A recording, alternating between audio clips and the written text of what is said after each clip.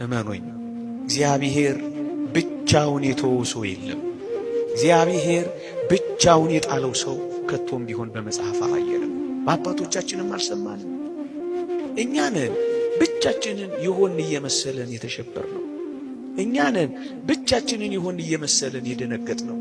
እኛ ነን ምን ዱብዳ የደረሰብን እየመሰለን የታወክነው እንጂማ እግዚአብሔር ፍጥረቱን ረስቶ አያውቅም። እግዚአብሔር በረድኤት ከፍጥረቱ ርቆ አያውቅም ወገኖቼ።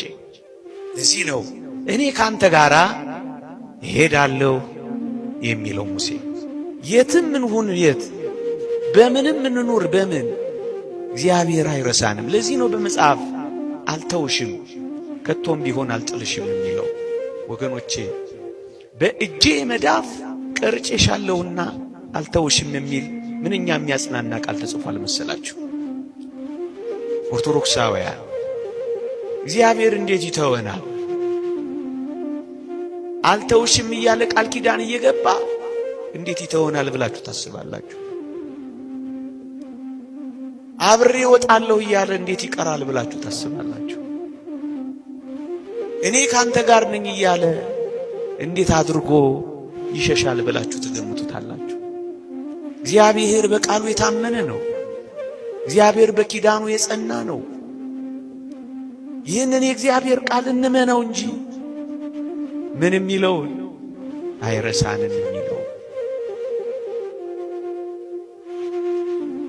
እንኳን እኔና እናንተ ጠባ ለኪዳን መሸ ለቁርባን ባይገባን እንኳን የእግዚአብሔርን ቃል በፊቱ ተነጥፈን የምንሰማው እግዚአብሔር ፍጥረትን እንኳን እንዴት እያስተዳደረ እግዚአብሔር ምድርን እንዴት እንዳረሳ እንኳን አታዩ?